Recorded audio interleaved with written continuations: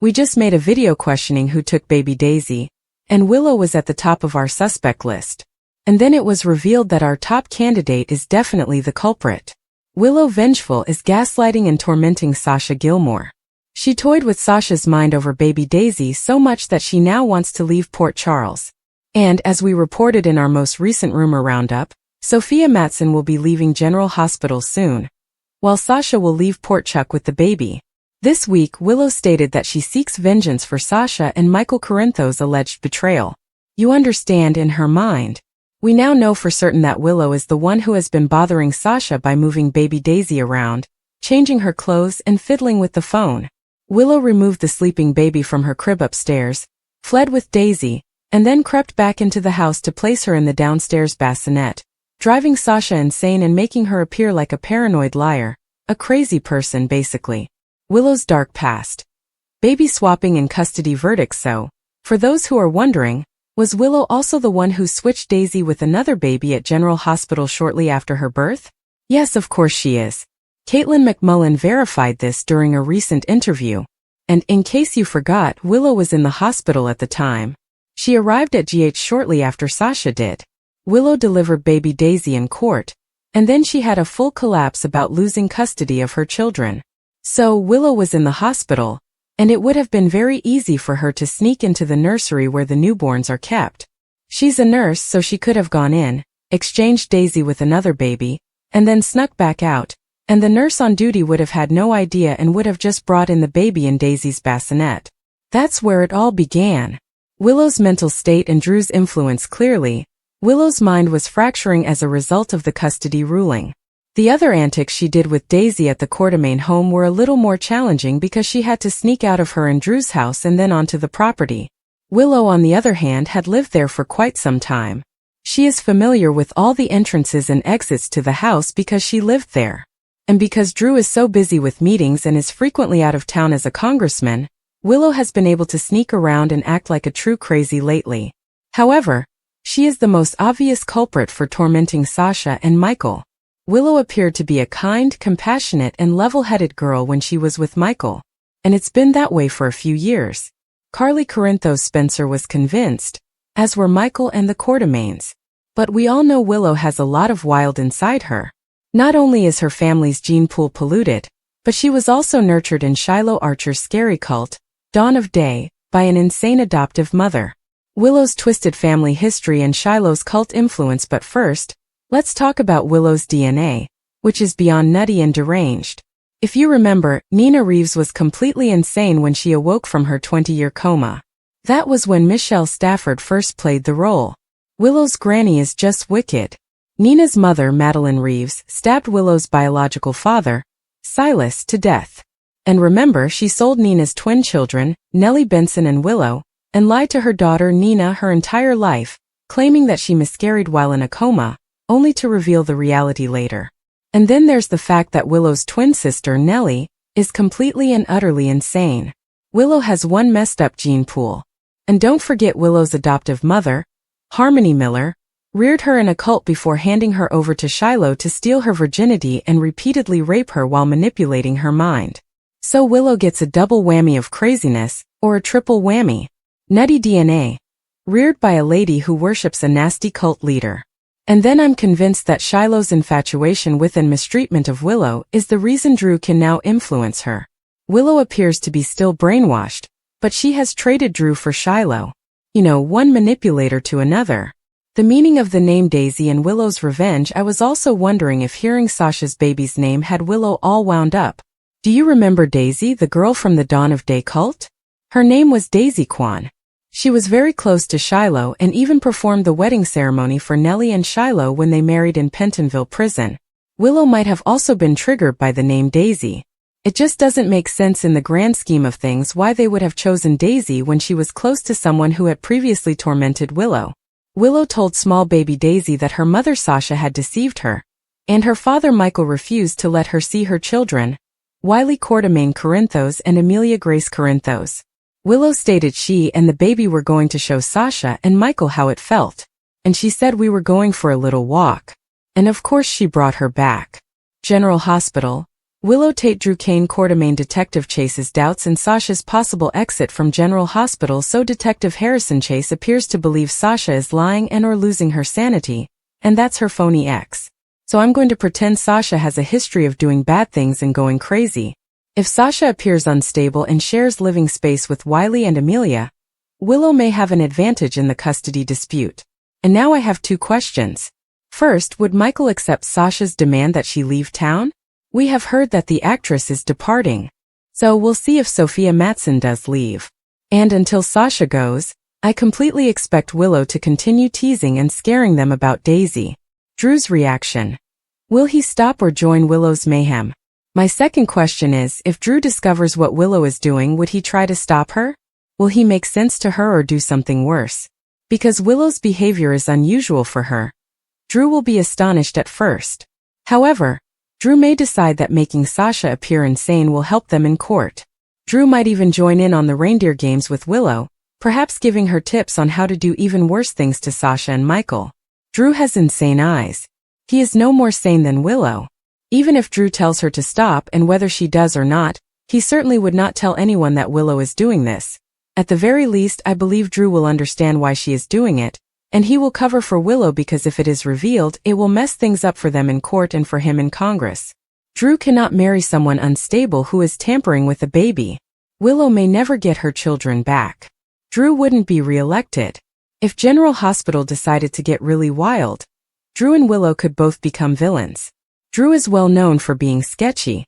He is a full-on villain. And if Willow joins in as his Queen of Darkness, things may become pretty interesting. Let's see how far it goes. I can't wait to watch Drew's face when he discovers what his dark little darling Willow has done with the baby. Nina is going to be appalled. But let's face it, she's done worse too. She practically cut Ava Jerome's baby out of her and attempted to abduct her. So she can't say much about it, right? General Hospital Weekly spoilers for July 14th to 18th, 2025 expose Willow's craziness, Drew's creepiness, and a brewing mob war. Willow gets big news. With Sasha Corbin about to flee town with Daisy, Willow Tate has no one to stalk. When Willow receives bad news, does she realize that her scheme backfired and she can't take Daisy anytime she wants? At the very least, Michael Corinthos may be planning something. Sasha tries to say goodbye to Nina Reeves, who does not want her to leave. Later in the week, Nina must confront the repercussions of her actions. Which of her secrets will be exposed? Drew Kane, on the other hand, devises yet another devious strategy that will undoubtedly trap Portia Robinson and Curtis Ashford. He has already damaged Trina Robinson's romance with Kai Taylor, so what else can he do to the Ashford family? It's time for Natalia Ramirez's burial, but will anyone else go besides Jen Sidwell and Marco Rios? Lucas Jones would undoubtedly want to defend his boyfriend, but if Sonny Corinthos walks there will be hell to pay. Later in the week, Sonny has the upper hand with Sidwell, but how long will it last? When asked to make a sacrifice, who or what will Sonny choose? Other Port Charles events: Dante Falconeri and Lulu Spencer clash once more. Is she furious because he refuses to stay angry at Brooklyn Quartermain? Jason Morgan has a difficult talk that he is not prepared for before receiving a major shock at the conclusion of the week. Does it have anything to do with Britt Westbourne? Jocelyn Jack's life as a super spy becomes more exciting this week as her mission escalates, and she must jump into action. Anna Devon too receives a shock. Does she realize Joss is a WSB agent? Someone needs to figure this out soon, else this story will be boring. General Hospital spoilers indicate that Sasha Gilmore Corbin may suspect Willow Tate following a weird encounter. Will Willow's attitude to Daisy Gilmore raise warning flags? Viewers are aware that Sasha has made a difficult decision about her future with Daisy. Someone has been getting too close to the baby and playing mind games with Sasha, so she has chosen to leave Port Charles. Michael Corinthos dislikes the notion of being away from Daisy, but he respects Sasha's judgment and has planned for Jason Morgan to follow them out of town. However, Sasha and Daisy haven't left yet. That implies Daisy and Sasha may still be able to stick around. It's possible that Willow will be identified as the baby stalker before Sasha and Daisy can depart. Sasha and Michael's encounter with Willow at GH will take place between July 14th and 18th, which could set the stage for some unusual clues. Sasha may want Daisy to have one last exam before they go into hiding, so she'll go to the hospital with Michael. Willow will appear while Sasha is holding Daisy, with Michael standing alongside her. Willow, of course, will have questions regarding Daisy's condition and why they've come to GH. Michael may not go into depth about why Sasha is leaving during this meeting, but he may reveal that she has opted to leave PC with Daisy. Willow is about to confront some bad news, which may include Sasha's departure updates. Willow may realize she cannot carry out her twisted scheme if Sasha is no longer around to gaslight and Daisy is no longer available to serve as a pawn. There could be issues if Willow informs Sasha and Michael about what she's done.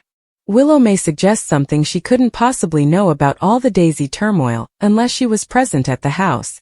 It could make Sasha worry if she is the culprit. Willow isn't very good at controlling her feelings these days. It's easy to envision Willow becoming irritated and declaring that Sasha cannot leave with Daisy, which could raise red flags. According to General Hospital spoilers, Willow's secret may be jeopardized after this interaction between Sasha and Michael, so stay tuned. Willow Tate has long been regarded as Port Charles's quiet strength, compassionate, gentle and forgiving. But as the walls of her life shattered one by one, something within her changed. It began as a flicker. Rage restrained, sadness muted, but it spread. After months of betrayal, sorrow, and emotional manipulation, that flicker grew into something unstoppable. She'd been pushed beyond her boundaries, and there was no going back. Willow, as the people knew her, had vanished, leaving behind a woman who was determined, cruel, and unpredictable. Drew Kane had witnessed the metamorphosis before others. He'd seen her unravel piece by piece. At first, he tried to protect her by gently easing her back into balance. But Drew had his own goal, concealed beneath a placid demeanor. His recent stay in Pentonville had not left him unchanged. There were shadows in his motives now, and he didn't try to stop Willow from falling farther into the darkness. Instead, he stood alongside her, not as a guardian but as a partner. No one could tell if it was love, guilt, or simple convenience that kept them together. But there was no denying the ominous spark in the link that was building between them. Started with Michael. Willow had attempted to forgive him for his decisions, the falsehoods and half-truths, and for prioritizing his family's legacy over their marriage. She had tried repeatedly, but whenever she looked at him, all she saw was treachery. Worse, his connection with Carly, and his propensity to exclude Willow from decisions affecting her life and their children. Willow became enraged when she found that he was secretly examining her medical files. She confronted him with a steely rage that stunned Michael to stillness. He had overestimated her, assuming she would always buckle under pressure and take the high road. But not this time. That night, she left the house with a duffel bag and a warning to remain out of her path. Nobody, especially Nina, expected her next move. There had been times of calm in their tumultuous relationship. Nina tried to make things right after discovering she was Willow's biological mother, but it was too late. Willow's revenge had become surgical when the veneer of civility had been peeled away. She submitted a formal ethical complaint with the hospital board, exposing Nina's mismanagement of patient information at Crimson, knowledge that had been transferred to GH via casual talks and text exchanges. Willow didn't blink as she saw Nina's career plummet, and she provided no explanation to anyone who inquired. She'd learned to play the long game. While many felt Willow was acting out of sadness and stress, few recognized how calculating she had become. With Drew quietly helping her behind the scenes, she began to use legal channels and press manipulation to gain a new level of authority. Drew still maintained old ties from his time at Aurora, and while the firm had changed in Michael's favor, Drew still had access to insider information, which he hadn't totally surrendered even after taking a step back. He fed Willow information, recommended targets, and ensured her movements were precise. When they decided to pursue Carly, their bond grew stronger. Willow's tolerance was disappeared, and with Drew's assistance, she began uncovering the specifics of Carly's backdoor business transactions. Carly had always danced perilously close to the border, but Willow now had enough to push her over it. A financial leak developed in Carly's hotel business, implying tax evasion and concealed offshore funds. Carly, taken aback and scrambling, confronted Drew, unknowing he was arranging the entire event. He denied involvement with just enough charm to keep her wondering, as Willow watched in the shadows. Willow's showdown with Jocelyn, however, may have been the most shocking aspect of her decline. Willow, according to the younger woman, had always served as a moral compass for the family. Willow did not flinch when Jocelyn confronted her at Metro Court and accused her of tearing the family apart. She leaned in, eyes piercing, and murmured, "This family has ruined itself. I'm simply making sure the parts fall where they belong." Jocelyn was taken aback by Willow's cool and precise demeanor. The woman in front of her was not lashing out, she was carrying out a strategy. The next step in that plan involves Christina. Christina was an easy pawn, given her developing role at the youth refuge and her growing political ambitions. Willow was well aware of her ability to exploit Christina's idealistic nature.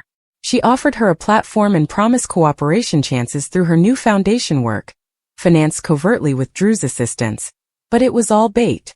When Christina tried to pull out, recognizing she was being used, she discovered her name was already on public campaigns and legal documents. It was too late to separate. She had been collateral in Willow's vengeance without realizing it. Throughout all of this, Willow's public face remained disturbingly calm. She continued to visit the hospital and grin for photographs. But her eyes were vacant. She no longer felt constrained by empathy or forgiveness. And it wasn't simply wrath that drove her anymore. It was clarity. She recognized Port Charles for what it really was. A network of allegiance and manipulation. She was not attempting to get away from it. She was attempting to master it. Drew's presence in her life made things even more confusing. Their relationship wasn't particularly romantic. It felt intimate in the manner that only shared destruction could be. They didn't need to say much to understand one another. Drew knows what it was like to be left behind and undervalued. He made sacrifices for individuals who did not regard him. And now that Willow was by his side, he felt more in charge. Their alliance was based on shared purpose rather than love. If one of them hesitated, the entire structure would collapse. So yet neither had blinked. They started influencing city council votes, leveraging hospital board members, and planting tales in the local media. They collaborated to transform the landscape of Port Charles, not only socially, but structurally. Those who got in the way found themselves under pressure, often without knowing where it was coming from. One by one, their adversaries faltered. Brooke Lynn lost a big sponsorship after a private video emerged, showing her disparaging the hospital's diversity efforts. Ned's assets plummeted following the suspected release of secret papers. Even Olivia struggled to sustain the Quartermain brand as public opinion evolved. Willow paid Sonny a personal visit, which was the final straw. It wasn't a conflict but a warning. She stood in his office, clothed in black with a tight posture. She did not raise her voice or threaten. She simply gave the facts, about his declining grip over the city, his dissolving connections, and how the Corinthos name no longer evoked dread the way it used to. And then she walked away, leaving Sonny staring after her in silence. Some whispered that Willow was whirling. Others thought she'd finally awoke. However, the truth was more convoluted. Willow had reached a level of clarity that pierced through all she had previously believed in. She did not seek redemption. She sought balance and fairness on her terms. And if it meant tearing down everything she previously treasured, so be it. The town gradually changed throughout the months. The established power structures altered. The distinction between good and wrong became increasingly blurred. And standing in the heart of it all was a woman who had once cried herself to sleep over a dying child, and now held Port Charles's fate in her hands. But beneath the harsh edges and hard conclusions, something flashed within her. Nor remorse nor doubt, just a question. When the dust had settled, who would she be? Will she recognize herself in the mirror? Would anyone still love her for who she had become? Or would her pursuit of vengeance turn her into the very thing she had feared? Another shadow haunting the Corinthos lineage, her heart buried beneath layers of vengeance? Willow was undeterred, regardless of the outcome. Drew was no exception. Together they were changing the rules. And Port Charles? It wouldn't be the same. Willow stood motionless in the doorway, her body shivering as the gravity of the situation sunk her. Her fingers were still clutching the paper she had plucked from the mailbox minutes before. What had started as a normal day had rapidly devolved into turmoil. The words on the letter were seared into her memory. Harsh realities and veiled threats that left no room for interpretation. Drew's name was scrawled at the bottom with chilly, purposeful ink. And suddenly her reality was unraveling.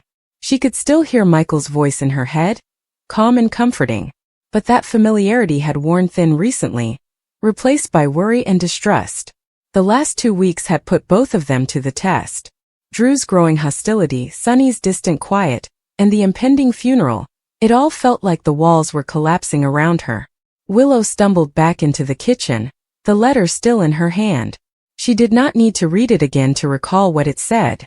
Drew had written precisely, leaving no ambiguity as to what he desired. If Michael would not back down, Drew would reveal everything. Details of the past that Michael had kept hidden, truths that may destroy their family. Drew hadn't even tried to hide the threat. Her chest clenched, and she dropped the letter on the counter. It fluttered slightly and landed face up, as if challenging her to approach it again. She couldn't believe things had gotten to this. Drew, who had previously been a friend and someone she could trust, had turned on them. Not only did he turn, but he was also nasty and dangerous. Drew sat alone in his hotel room across town, curtains down and lights turned down. He was drinking a drink and looked out at the Port Charles skyline, as if it contained answers. But it did not. Nothing happened anymore. His rage had escalated into something piercing and unstable. He loathed the fact that he had lost control of the story. People treated him differently when he left Pentonville. They pity him, avoid him, or worse, disregard him. He had hoped that reuniting with Willow and Michael would give him a second shot. Instead, he found himself on the outside again, with Michael making decisions behind his back and Willow silently backing away. That burial, which they all had to attend, served as yet another reminder of everything he had lost. He blamed them even if he couldn't express it out. Drew finished the rest of his drink and stood abruptly, knocking the chair back. He didn't care anymore. If exposing Michael was the only way to level the playing field, then so be it. He had already sent the letter. They had control over the following move. Willow was pacing the living room of the Quartermain home, attempting to keep her breathing regular. Michael was about to arrive home, and she didn't know what to say. Every interaction between them recently felt like walking on glass. She knew he was trying, but he was aloof and distracted. The burden of running ELQ, defending their children, and negotiating the combustible dynamics with Sunny and Drew had worn him down. When Michael finally walked through the door, she wasted no time. She handed him the letter and took a step back, studying his face as he read. His countenance quickly changed, from astonishment to incredulity to a deep, smoldering wrath. Did he actually send this? Michael asked, his voice tense. Willow nodded. I found it in the mailbox. There is no return address, but it is in his handwriting. Michael sat down in the nearest chair, running his hand through his hair. He's spiraling. He grumbled. This is beyond anything I expected. Willow's eyes welled up with tears, but she held them back. What are we planning to do? Michael did not respond right away. His mind was already processing the options. He had underestimated Drew's desperation. And now, when the funeral brought the entire family back together, things were about to grow worse. Too many emotions, too many hidden tensions. One false word has the potential to set off everything. The funeral of someone close and important was arranged for the following morning. The town was already full with rumor and half-truths. And Willow's anguish was still raw. She hadn't really had time to completely digest it, what with everything else crashing down around her. At the church, rows of pews were filling up with mourners. The silence was stifling, broken only by mild organ music and an odd whisper from a guest. Willow stood toward the front, her gaze fixed on the casket. She felt like a stranger in her own body, the grief blending with the fear until she couldn't tell the difference. Michael stood beside her, stone-faced, but resting his hand on her back in a show of support. Behind them, familiar figures appeared. Brooke, Lynn, Carly, Dante, and even Sunny, his countenance carved with quiet sadness. But there's no trace of Drew. Willow attempted to focus on the present moment, but her mind was racing with what-if scenarios. What if Drew walked up and caused a scene? Imagine if he confronted Michael in front of everyone. The thought made her stomach turn. Drew stayed in his car outside the chapel and observed. He hadn't come to cause a scene yet. He wanted to observe how Michael handled the pressure. The letter was only the beginning. Drew was aware that Michael had skeletons, and he knew how to rattle the cage. Inside, the eulogy began, and Willow shed tears for the first time in days. Even as the words rang across the chapel, her thoughts returned to Drew and the delicate peace that was rapidly crumbling. Following the service, the mourners met at the Quartermain estate for a banquet. It was solemn and muted, with the air heavy with sadness and unresolved conflict. Michael kept a watchful eye on the door, but Drew never showed. That night, Willow was alone in the nursery watching their daughter sleep. Her heart grieved not only for the one they'd lost, but also for what was happening to the family they'd left behind. She was afraid. Not only were Drew's threats concerning, but so was Michael's situation. He was withdrawing, closing himself off again. When he eventually came upstairs, she stretched for his hand. "We need to talk." He paused before sitting alongside her. "I know. I'm worried about you," she replied softly. "And I'm scared of what Drew might do next." Michael nodded, his mouth tightening. "I am handling it. I promise. But we shouldn't have to continue dealing with threats like this," she continued. "We should focus on the children." "I agree," he replied. "But Drew is not going to stop until he has what he wants. And I have no idea what it is anymore." Willow rested her head on his shoulder.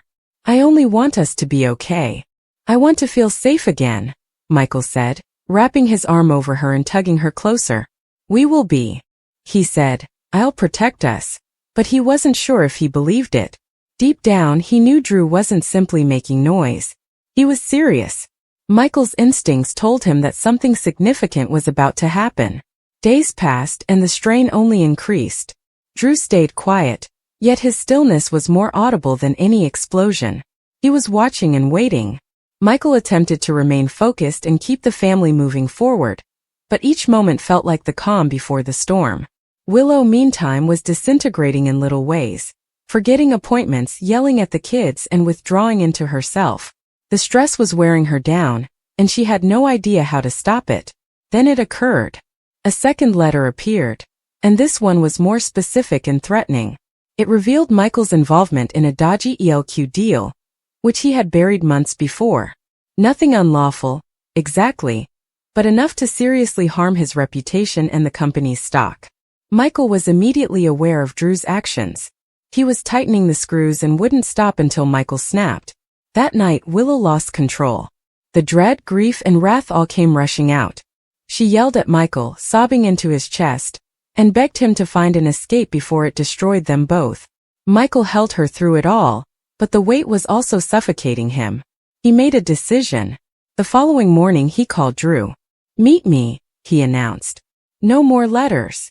No more threats. We complete this now." The meeting was tense, and it took place in a quiet clearing near the docks. Drew was chilly and controlled. Michael was outraged yet determined. "Drew, what do you want?" Michael asked. "I want what I'm owed," Drew said. "You stole from me. My life, my family, my future."